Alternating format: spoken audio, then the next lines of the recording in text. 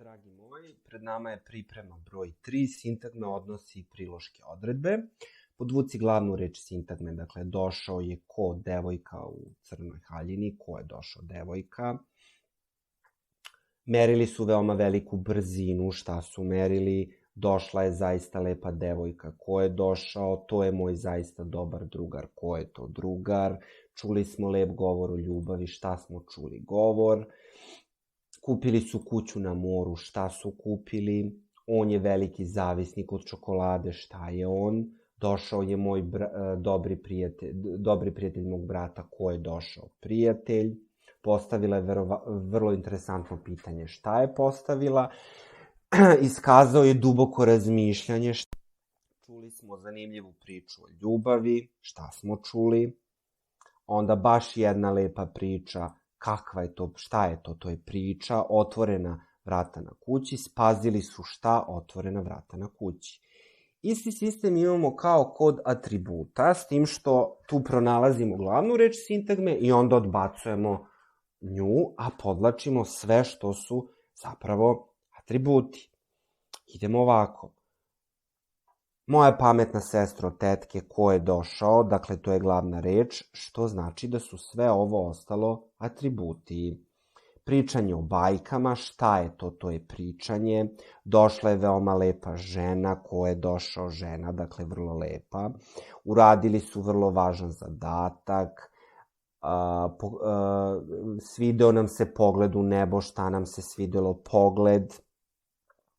On se bavio razmišljanjem o prošlom životu, dakle, čime se bavio razmišljanjem, ovo su atributi. Učili smo o kvadratu, o čemu smo učili, dakle, nad hipotenuzama je atribut.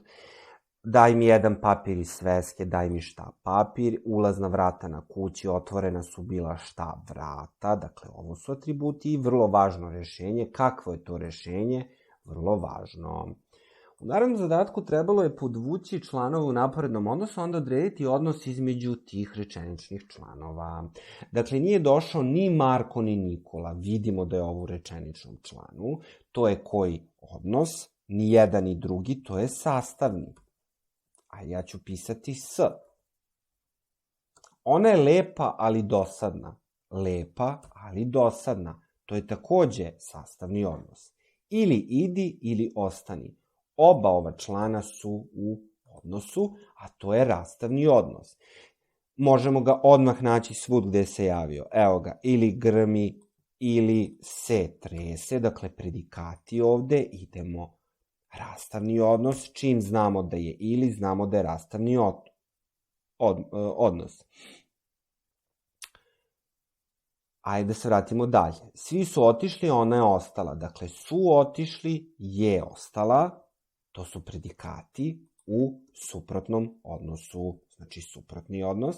Ana je ušla, pa je sela, je ušla, pa je sela. To je sastavni odnos. Nije došao Marko, već Nikola, to nam je suprotni odnos. Doći će tetka ili teča, evo ga opet, subjekti koji su u rastavnom odnosu. Dakle, opet smo imali ili. Neće grom u koprive, no u drva.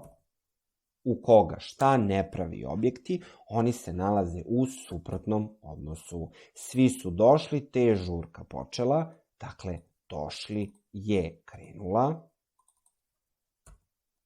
To je sastavni odnos, zato što je veznik te.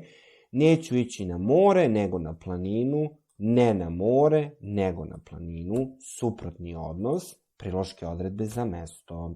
Ana i Mira su drugarice, ovo su subjekti u sastavnom odnosu.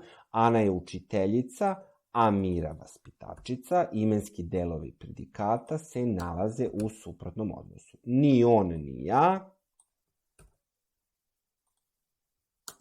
To je sastavni odnos. I na kraju priloške odredbe. Svakog dana radim zadatke, to je priloška odredba za vreme.